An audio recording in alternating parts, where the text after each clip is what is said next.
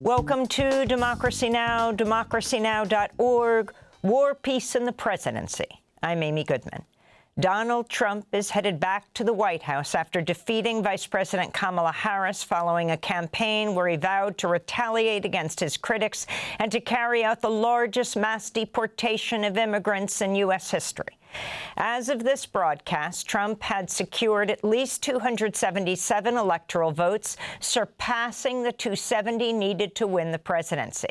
Harris has 224 electoral votes.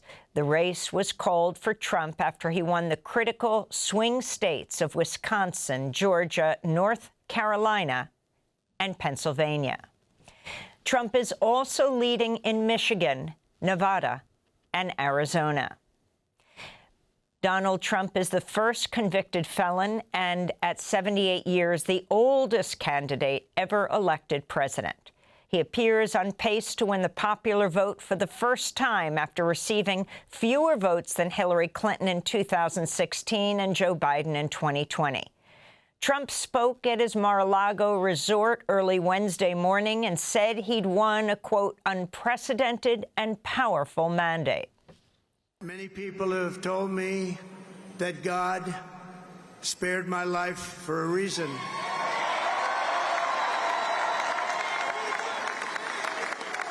And that reason was to save our country and to restore America to greatness.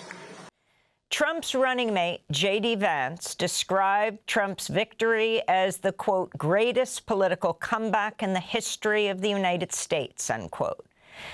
People who attended Trump's victory party included tech billionaire Elon Musk, who spent at least $119 million to help get Trump elected. Trump is poised to join Grover Cleveland as the only former president to lose re-election and then return to the White House 4 years later. Trump won despite warnings from many of his former cabinet members that he was unfit for office, in part for attempting to overturn the 2020 election. On election night, Kamala Harris did not address supporters who'd gathered for a watch party at her alma mater, Howard University, the historically black university. She's expected to address the nation today. The Republican Party has clinched control of the United States Senate, shifting the balance of power on Capitol Hill. In West Virginia, Governor Jim Justice won the race to fill the seat vacated by Senator Joe Manchin, who earlier this year quit the Democratic Party and said he would not seek re-election. Justice is a wealthy heir to a coal mining fortune with a net worth estimated at over $500 million. In 2022, Justice signed a near-total ban on abortion in West Virginia. He also spoke at the Republican National Convention. In Montana, Republican Tim Sheehy is projected to have beaten the incumbent Democrat Senator Jon Tester, flipping another Senate seat for Republicans. In Ohio, Republican Bernie Moreno has defeated Democratic Senator Sherrod Brown, who's held the seat since 2007. Before then, Brown served in the House of Representatives, where he opposed the Iraq War, the USA Patriot Act, and became an early champion of marriage equality. Senator Brown conceded defeat late Tuesday. We believe in the power of people over corporate special interests. We always will. We believe if you love this country, you fight for the people who make it work. We always will. This is a disappointment, but is not a failure. Senator-elect Bernie Moreno is a multi-millionaire luxury car dealer and cryptocurrency entrepreneur who benefited from $40 million in campaign cash from crypto firms. Ohio's Senate race was the most expensive Senate race in U.S. history. Some estimates put total spending at around $500 million. In Nebraska, Republican Senator Deb Fischer held off a challenge from independent Dan Osborne, and the Republicans could win several more Senate races. In Pennsylvania, Dave McCormick has a 1-point lead over Senator Bob Casey. In Nevada, Republican Sam Brown has a slight lead over Democratic Senator Jackie Rosen. In Michigan, Republican Mike Rogers is ahead of Alyssa Slotkin. In Wisconsin, incumbent Democratic Senator Tammy Baldwin declared victory after it appeared her narrow lead over multimillionaire banker Eric Hovde will hold. In Arizona, Democrat Ruben Gallego has a lead over Republican challenger Kari Lake, a far-right election denier and Trump ally.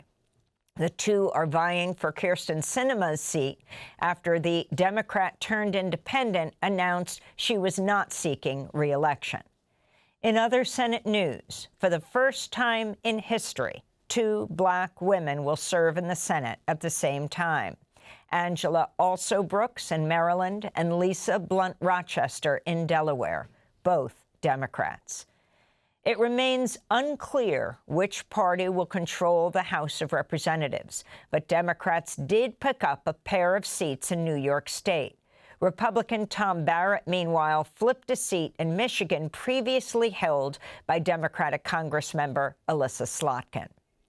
In Delaware, Democrat Sarah McBride has been elected the first openly transgender congressmember in U.S. history, defeating Republican John Whalen.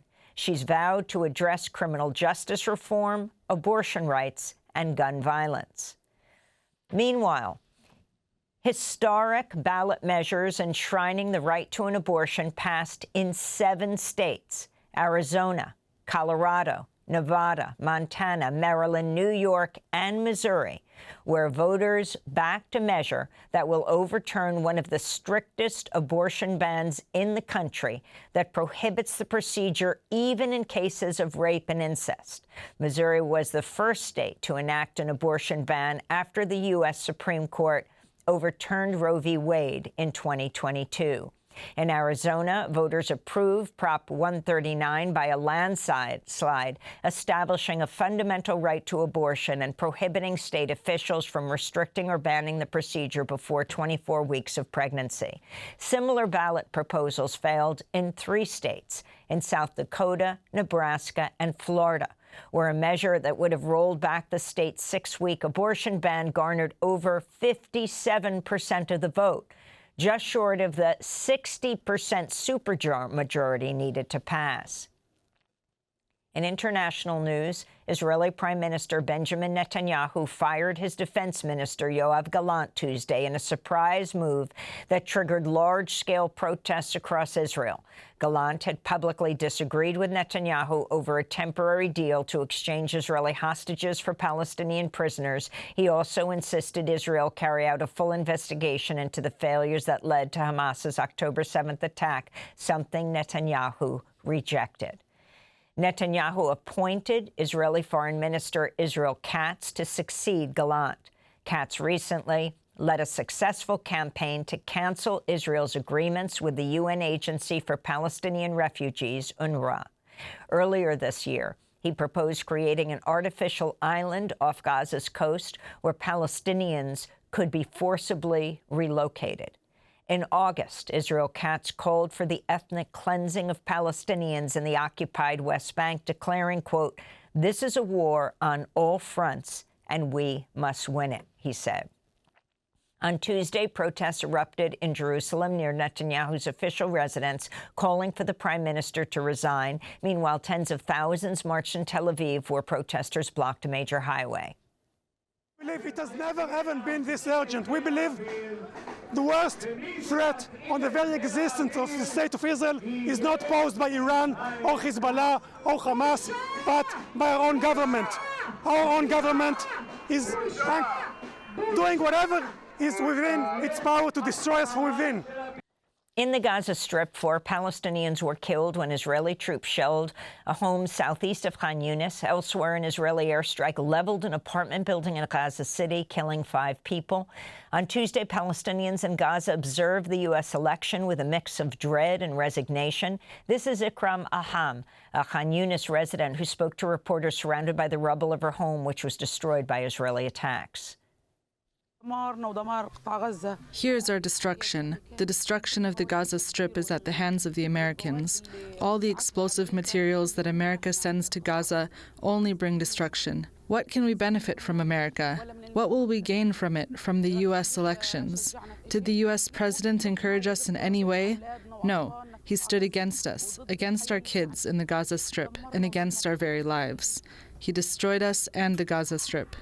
In the occupied West Bank, Israeli forces have killed at least 8 Palestinians in a series of raids that began Monday. 2 people were killed in the town of Tamun, where Israeli troops were seen moving a body with an armored bulldozer. Elsewhere, at least 4 people were killed in the city of Kabatia near Jenin. During the raid, photojournalist Rabbi Almanir was shot in the abdomen and rushed to a hospital where he's in stable condition. Palestinian medics said a 3-year-old child was also hospitalized after being bitten by an Israeli attack dog. Israel's military is continuing its assault on towns and villages in southern Lebanon, where on Tuesday at least 20 people were killed and more than a dozen others wounded when an Israeli airstrike tore through a high-rise apartment building in the coastal town of Barja, south of Beirut.